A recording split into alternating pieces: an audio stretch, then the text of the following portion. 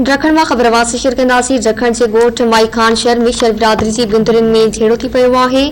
एक जणो क़तल ऐं 2 ज़ख़्मी थी पिया आहिनि। वाक़े बाद माचीवेल ऐं ज़ख़्मी थियल ॻोठाणनि जे वासनि जो धरणो जारी आहे। एहतजाज कंदड़नि जो चवणु आहे त जवाबदार माचीवेल जो लाश ऐं ज़ख़्मियुनि खे खणाइण लाइ न पिया ॾियनि। ख़बरवासी शिर कई पिया ड्रखण के गोठ माई खान शहर में शहर बिरादरी की बिंदुरन में झेड़ो थी पियो आहे। एक जणो क़तल ऐं 2 ज़ख़्मी थी पिया आहिनि। वाक़े बाद माचीवेल ऐं ज़ख़्मी थियल ॻोठाणनि जे वासनि जो धरणो जारी आहे। एहतजाज कंदड़नि जो चवणु आहे त जवाबदार माचीवेल जो लाश ऐं ज़ख़्मियुनि खे खणाइण न पिया ॾियनि। ब्रेकिंग न्यूज़ हवास शेयर कई पिया ड्रखण के गोठ माई खान शहर में शहर बिरादरी की बिंदुरन में झेड़ो थी पियो आहे। एक जणो क़तल ऐं 2 ज़ख़्मी थी पिया आहिनि।